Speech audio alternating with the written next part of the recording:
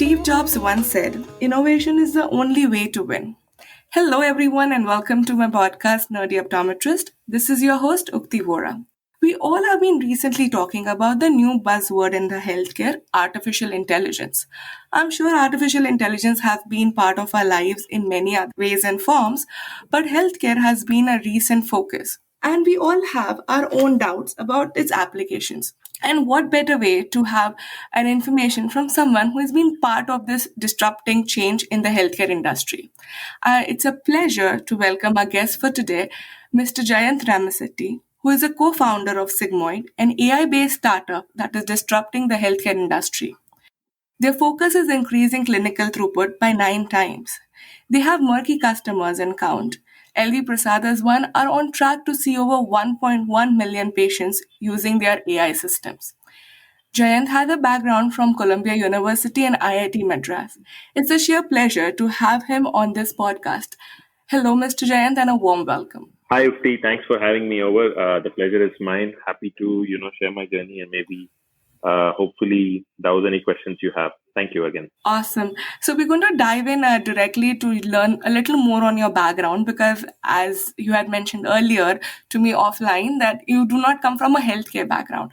So can you share a little more about your journey? Sure, yeah.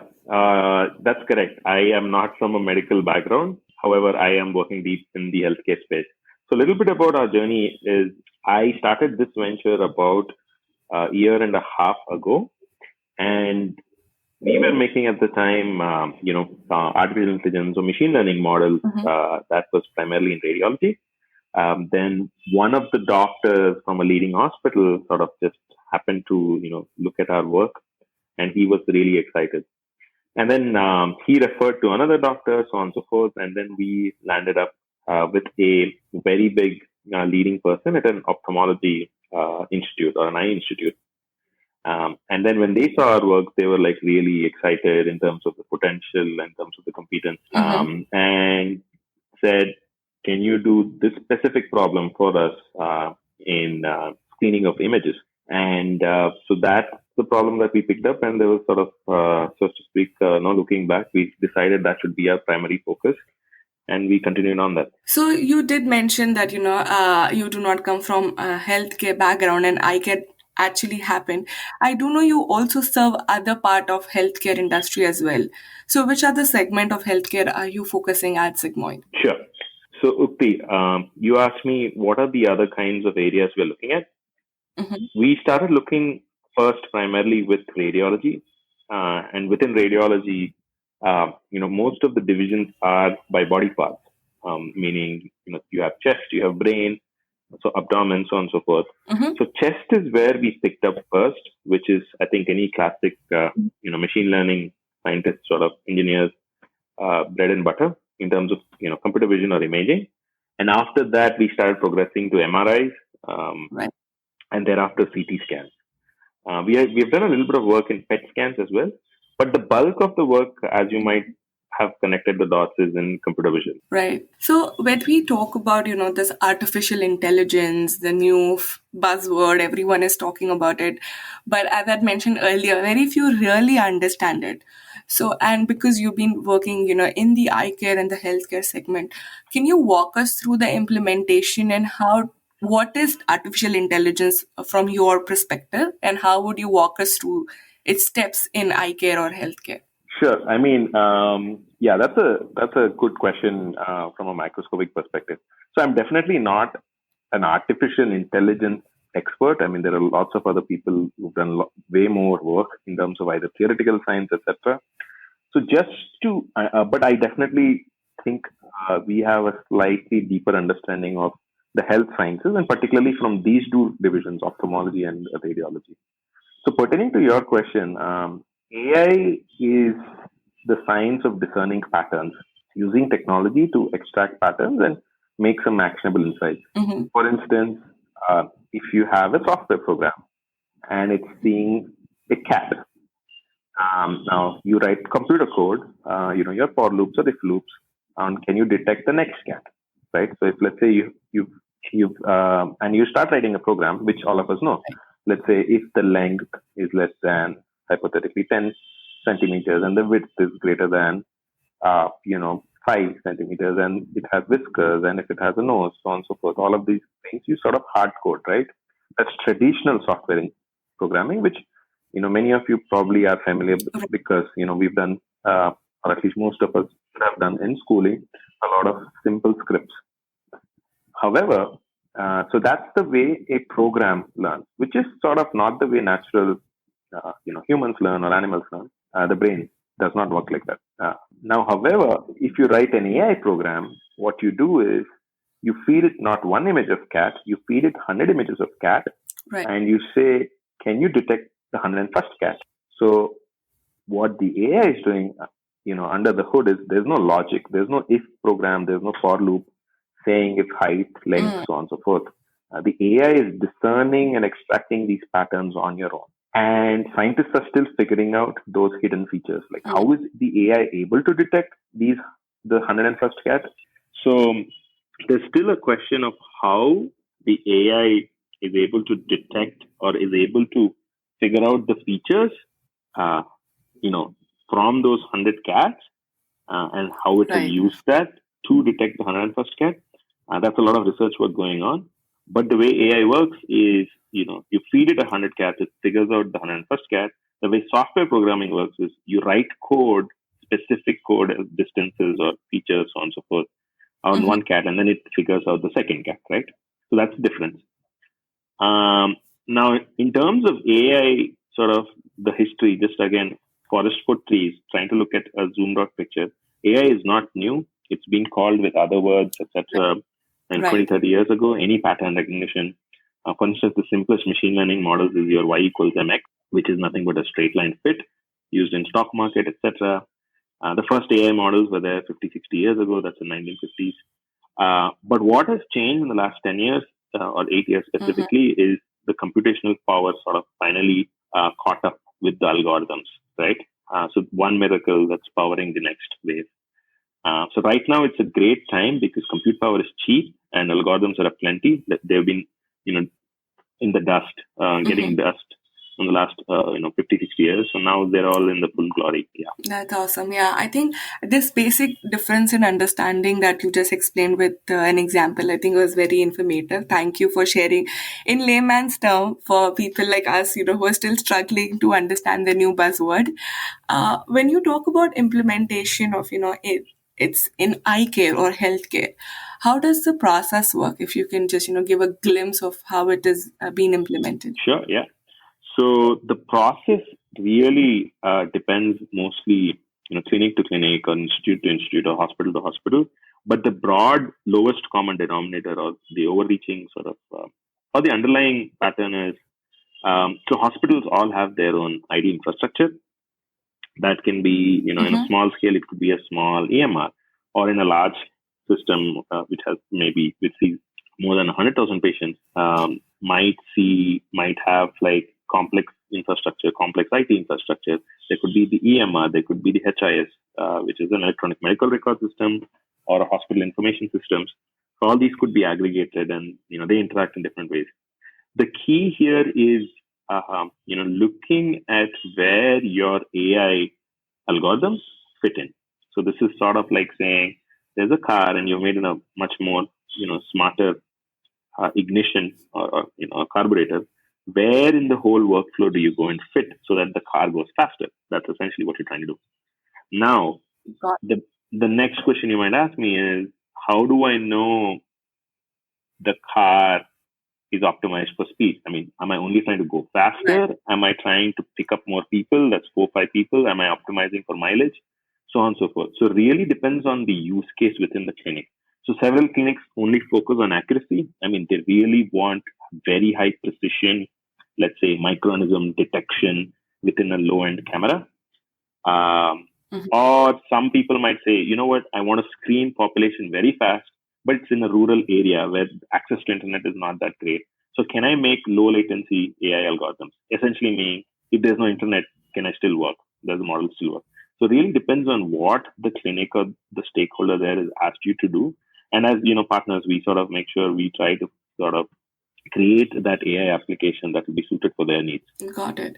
Actually, you did share a wonderful research with me where how algorithms or artificial intelligence helped in detect multiple dimensions to one research, which would have been probably impossible if it was done manually. Can you just quickly walk through that example that you shared with me earlier? So what I had shared earlier was one of our works we had done with a gastroenterologist. So there, what happens is, like I said, so you got to think of this like pre-AI era and post-AI era. Mm-hmm. Similar to what's going on right now outside, which is like post-COVID and pre-COVID world. There's a pre-AI and a post-AI. So earlier, like I said, there are research papers. Like I told you in the example about cats, there are research papers, notably from Oxford, etc., that say how do you make a cat algorithm. And these are not trivial papers; these are very serious papers because the same algorithm that's used to detect cats can be used for facial recognition, so on and so forth. So if you look at the Mm-hmm. progression, earliest algorithms were by scientists looking at thousands and millions of cats, probably not millions, maybe 5,000s of cats, and Mm-hmm. really going minute details in measuring, the distance between the eyes, the kinds of whiskers, the kinds of hunches, so on and so forth. Like people would painfully do that. Now, and there are papers and those articles have sort of gotten 61% accuracy. Now, what happened post 2012 was specifically at Stanford and at Jeffrey Hinton for a Stanford competition. He started using these breakthrough models using a lot of AI. So bear in mind that the previous cat detection algorithms were all manual, and now within machine Mm-hmm. learning, again, there are two types. One is within AI, there are two types: the machine learning and the deep learning. So once deep learning came in, that kicked everybody's sort of butts because the accuracies were suddenly better than human. So human accuracy is around 89% in detecting cats. When I say human, it's an expert human who's a cat connoisseur. Now, once it started hitting 90, Mm-hmm. 91%, they were like, wow, this is significantly better than a human. Right. So then that research paper that Hinton wrote defeated the previous scientists' research papers. And that's the nature of the game. Like new research appends earlier research, so on and so forth. The specific Mm-hmm. example I had sort of shown to you was in gynecology, similar to this, but that was not a vision problem. That was like a tablet problem. But I sort of gave you this example because it's more easily identifiable. Absolutely. Now, you actually mentioned to another very interesting words or terms which people usually can get confused with is machine learning and deep learning. If you can give a little more example on how do you break down artificial intelligence, machine learning, and deep learning? Sure, yeah. So, like again, this industry is evolving very, very quickly. So, a lot of the nomenclature and the jargon is being set, but by behemoths, and by behemoths I mean, the FANG companies like Facebook, Apple, Amazon, Mm-hmm. Google, and the universities like MIT, Oxford, so on and so forth. So you got to understand that this is also a fluid nomenclature. Now, but for the purpose of being slightly strict in terms of definitions, let's take a shot at it. So AI is the whole uh, grandfather. Got it. Now there is a great great grandfather that's data science above that. So back in the day when I did a lot of my coursework, 2012, things were called data science. Mm-hmm. So, so the data science is like the forefather. The Mm-hmm. first child or the grandfather is AI, Oh, right? Now, adjacent to AI or the sibling is big data. Now, we're not going to get into big data. That's a different science. right. Now, we're interested in AI. So, within AI, the child or the father is your machine learning. Mm-hmm. All right. Now, machine learning has a newer child, or that's like sort of the current generation, which I'm speaking about, is deep learning. So this is the hierarchy. So let's try this once more. So forefather data science has a son called AI. AI has a son called machine learning. Machine learning has a son called deep learning, and that's where we are. Got it. Now, are these ironclad definitions? Not really. So, for instance, if you look at Andrew Ying's course, the father of Coursera, the founder of Coursera, also Google's biggest scientist, he still calls deep learning machine learning. That's simply because he can afford to, and he's like a pioneer in the field. Berkeley still calls this machine learning. even though they're doing a lot of deep learning work. So take these definitions with a pinch of salt based on geography, whom you're working with, etc. But pretty much this is like the hierarchy. Got it. I think that's very interesting because, as you rightly mentioned, that depending on what you're reading, where you're reading, it can be confusing and it's not a direct definition. Even though it has been segregated in a hierarchical system, people might have a different perception of how they want to term it. And I think this was very, very helpful. I'm sure we are all very clear of what are the like the four different segments of it. So now talking about Sgmoid's work in eye care, can you highlight a little more on what are the problems that you all have been currently solving or looking deep into using AI? Sure. Yeah. So we are building a complete, medical robotic process automation platform. Now, what that means, what that sort of jargon means is, we try to look at inefficiencies in the continuum of care, and we believe those friction points can be solved by technology, particularly AI or adjacent other technology. We believe every workflow can be every friction or every pain point a clinician has can be broken to two simple aspects. One of them is text, like actual text, and second one is images. So if you look at any physician, if you take, or a clinician, or starting from an optometrist till a seasoned, very experienced doctor, all of them do two things: they write or they scribe, or B is they look at images, right? And these two fundamentals are true for any science. You look at nephrology, you look at gynecology, you look at ophthalmology, you look at neurology, so on and so forth. Everybody has text that they have to deal with, either writing or reading, and writing or saying, or B is reading reports, sorry, reading images. Now, we believe Right. these are the two things that contribute to a significant portion of your doctor's day job. And we try to sort of increase that throughput around that friction or solve for that friction. How does that look? So let's take a small example. More than 43% of a clinician's time today is spent in typing or scribing reports. And if studies have shown that's the most boring piece of a job, right? The most gratifying piece of a job is talking to patients, Right. meeting more patients, or the empathy layer, or doing research in many cases. So this is where it's exciting. Now, AI, we have a belief wherein AI should be used for all the mundane and the repetitive tasks, right? So we built two features. One is called TextRad and the other one is called ScreenRad. Text automates text, like pre-fills reports, auto-completes reports, so on and so forth, or including prescriptions. We're getting there. ScreenRad helps you triage images or triage videos. Let's say you're looking at a video of a cataract surgery and you want to see if the post-surgical outcome was great. So can you do that looking at the surgery? Now, normally a human would have to do that, but the AI can do that for you and give a rating on a scale of 10 if this operation went well or not by a junior technician, junior surgeon, sorry. Next, another use case is, let's say you're seeing a lot of images right now thanks to tele-ophthalmology, and you want to discern if if this particular patient is a normal or an abnormal for glaucoma. You can do that using AI, so on and so forth. So these are the kind of rich problems we are solving for right now. And you have similar use cases for radiology. Like I said, for CT scans, MRIs, you have similar use cases for gastroenterology as well. Yeah. Yeah, I think what you have shared are really interesting examples, especially now that we are, moving towards telehealth. I'm sure, if we could see and have these patterns that can help us predict and assist doctors for better diagnostics, would be really useful. As well as your example of your cataract surgery, I think was amazing, especially for young ophthalmologists, who are under training now, focusing, that you've been working in eye care and healthcare, what were your major hurdles when, you dived into this segment of our business? Oh yeah, sure. A bunch of things actually. So healthcare is not easy. So if you have a healthcare area, don't do it. Don't do it. I'm joking. Actually, but there is some merit in that statement because it's a tough practice. I mean, it's definitely a lot of very gratifying, and I'm first reduced. I mean, obviously, doctors who are on the front lines do an amazing job.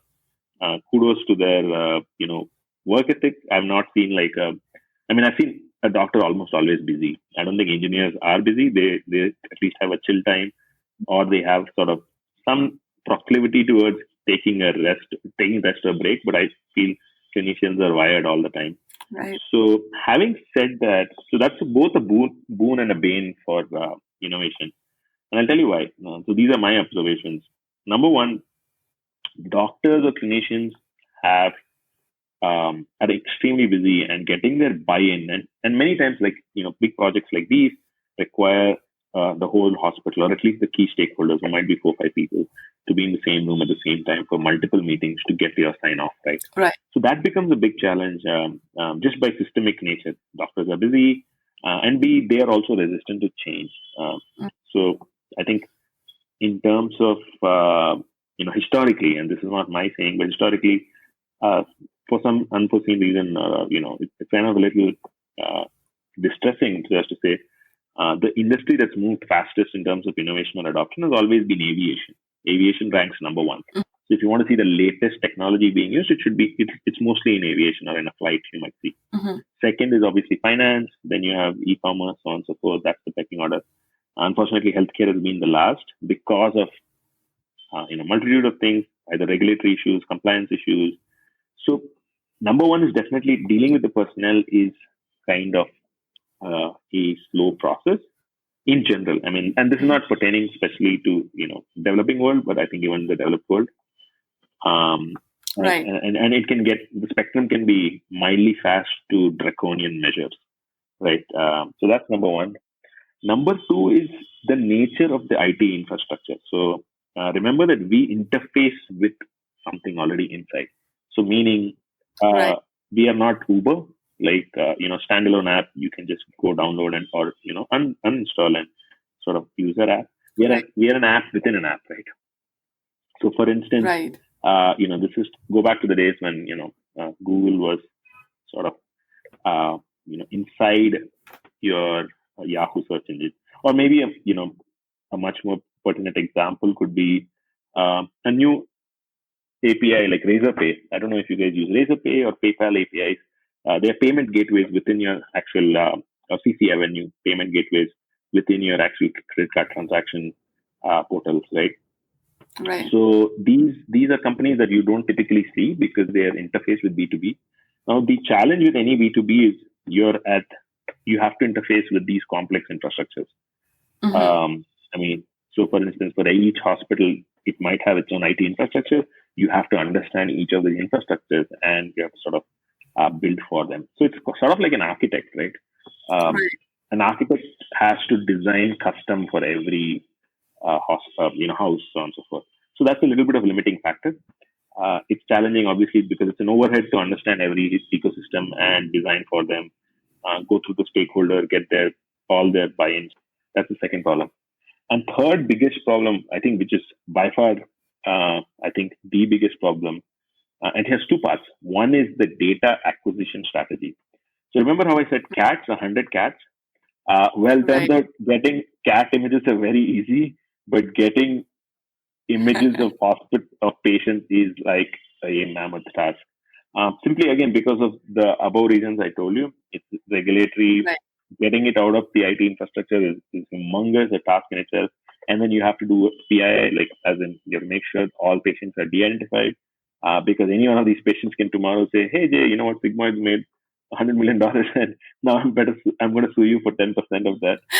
So, I mean, not just me, I think any company is exposed to that, including Google. Uh, so you have to be very careful about that. So that's the data acquisition strategy, and your model is only as good as if it's actually 100 cats. Like, what if the 99th cat was actually a dog? Then your model is actually wrong, right? Mm. What if there were 19 dogs in those 100 supposed cat images? So then your model is further wrong, right? Right. You can maybe do that for cats, but you cannot do that in a self-driving car. You cannot do that in healthcare. You have to get it right, including the ground truth. So that's definitely a big problem, and that's understated. These are like problems, you know, Yeah. empirically. Somebody who's deployed, and who's on track to see scale gets to know these. The last problem, the third subpoint B was compliance. Like after all this, you still have to be compliant, And the problem with compliance is also evolving. So compliance for, let's say, a pacemaker is set. Like tomorrow, if you're making a new, heart pacemaker, or if tomorrow you're making a new lens for cataract, that's done. Like that's been going on since 30 years. The rules are set. You gotta follow the set process. Right. Compliance for AI is still being figured out because the compliant creating authorities or the government, so as to speak, or the healthcare departments are still figuring out, how do I go about making laws or policies for this new framework. Right. So that's a slightly moving target. So these are the three targets, and like I said, there's several moving. But hopefully, things will settle, and we can sort of nail them now. Yeah, again, I feel, how you had initially mentioned about this pre-COVID and post-COVID situation. I'm sure things have been moving much faster than it would have been expected, pre-COVID. And people have, especially the governing body, are focusing more on putting these compliance rules in place sooner than later to help, prepare for the next generation of healthcare delivery systems. So that's the shining, behind this entire dark cloud that we all have been facing for. Now, I wanted to ask you this question that we all have the old perception of it around surrounded with this buzzword, but according to you, which were the major myths or misconceptions that surrounded artificial intelligence and specifically in eye care or healthcare in general? Yeah, sure. Some of the myths I can think of in terms of debunking for AI is the same example that I mentioned, a little while back about the cats. So, like I said, software engineering is about writing rules, right? Rules like if the length of your whisker is greater than 10 millimeters or 10 centimeters, you're a cat. If not, you're a dog, so on and so forth. And you have to write maybe 10 rules, 20 rules, 100 rules, thousands of rules. That's how WhatsApp works as well. Now, the second thing is AI works in a way wherein you're actually looking for patterns and, it does magically the patterns, right? So you look at 100 cats and then 101st cat is what it figures out. So the biggest myth is people think that because it started beating human accuracies, people fear the unknown. What is known is actually you start becoming complacent. What is unknown, you start fearing. So the biggest misconception is, will AI be able to detect everything? Will AI be able to replace, for instance, doctors? Yeah. I think I would like to debunk that myth. So one, the first reason there are two reasons, I think. First reason for debunking that myth is AI is a strong specialist. It is not a generalist. It's very easy to specialize in something for machines as opposed to generalizing. The other way is correct in terms of humans. For instance, if my cat detector is there and if I start feeding it instead of 100 images, 110 images, it starts really becoming good in cat.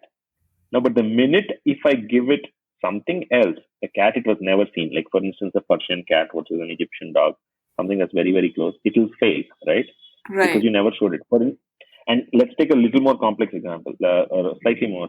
Let's say if I ask it to say, here's a picture of an elephant. Can you detect? I know that you're saying it's not a cat, but can you tell it's an elephant? It will not tell that. So the AI will fail miserably in areas where it has no sort of knowledge. That's number one.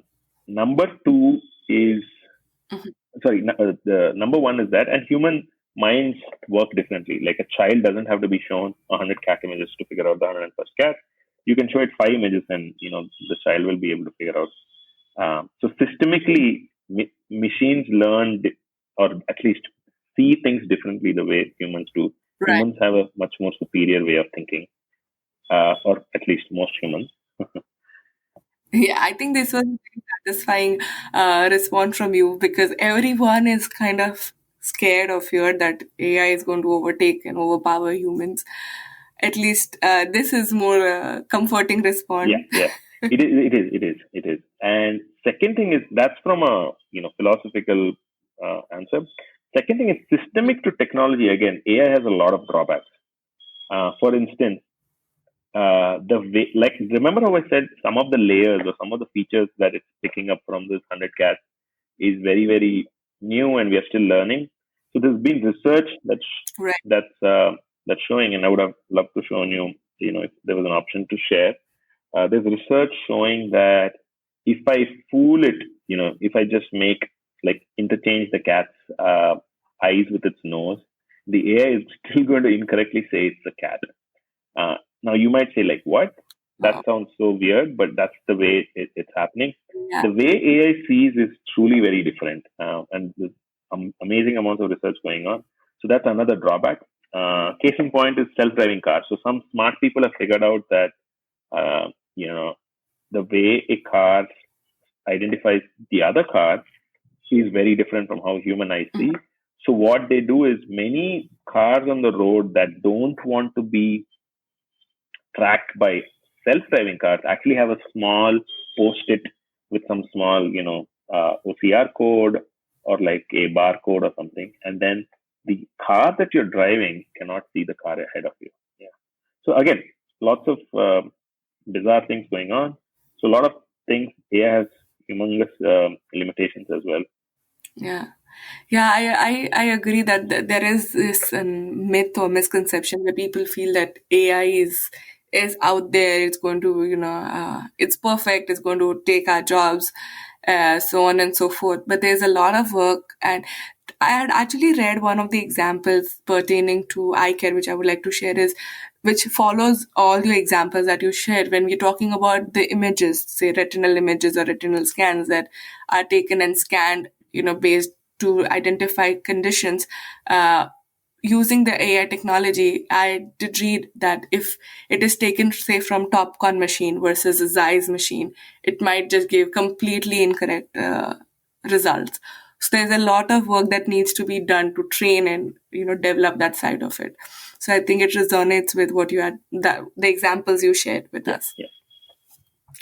So, talking about eye care specifically, how do you think optometrists or eye care providers can provide or contribute to development of these technologies? Sure. Yeah. I think one of the uh, biggest pieces of insights, so as to call it, that I sort of learned or picked up on the way is there is nobody better to power a disruption than the person who's actually feeling it or undergoing it. So, for instance, my strength is obviously AI, but my limitation is the clinical workflow. Right. Like, if you were to ask me to build the next big software, I think maybe I might be good at it. But if you ask me to build the next big disruptive thing in clinical workflow, I might have a slightly more harder time because I am not seeing patients every day. Right. As optometrists, as perimetrists, or as clinicians, I think you are incredibly, on the front lines. You meet, you talk, you touch, you see patient reports, you see the workflows, you see the opportunities, you see the friction points, and therefore the opportunity is much better than all of us. And I think that's where I would request all to maybe meet us halfway down and make our jobs slightly easier. Because what's happening is we spend more time trying to understand the clinical workflows, trying to meet you more than halfway, Hmm. um, and that's not really an ideal outcome.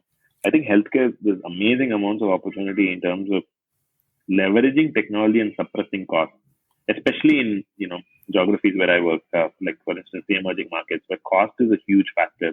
Right. There's no dearth of demand. There's going to be umpteen number of patients. There's going to be newer and newer diseases, as evidenced by the age right now, or when this podcast is being recorded, the COVID era. That's only going to increase. Like studies have shown that morbidities are going to continue to increase because of the changing lifestyle, sedentary food styles, higher sugar intake, so on and so forth. Optometrists definitely know, I would say maybe 4 to 5 morbidities very, very closely, and they have a very unique way. And hence, they can contribute to those insights where you can disrupt that system and make their throughput faster. If they're seeing 15 patients, I think they should be consumed with the thought, how do I see 90 patients a day? And how can I use technology to make it 6x, right? 15 times 6 Right. is 90. Perimetrists, if they're seeing, HVS data, etc., again, same use cases. If they're seeing, let's say, 10 patients a day, can I see 20 patients a day? And can I use AI to further suppress the cost? So let's say if the charge is $5, I'm just making it up. Can I suppress the cost from $5 to $4? How do I use technology to do that? So cost efficiency, increasing throughput, amazing, plenty of other opportunities. Also, maybe you can even go for the moonshot. Like as a optometrist who's, let's say, earning X dollars, can I cover morbidities an ophthalmologist covers? who's earning probably 10x. Because AI can, with the magic wand, so as to speak, you can you can go from like a regular lady to a Cinderella, right? You can have enhanced powers. How can I get to do that? So I think technology can be used, but it's like I said, it's like electricity. You really need to tell, should I turn on the fridge? Should I turn on the fan? Should I turn on the AC? That's where we need help, and that's where I think all the ecosystem can benefit. Yeah, I think this is fantastic what you shared of, helping us understand how to come up with your examples that you shared, how to come up with problem statements, how to think implementation of technology in every step of the workflow. Because if we are so self-tuned in doing work in certain process that we forget that it could be done in a better way.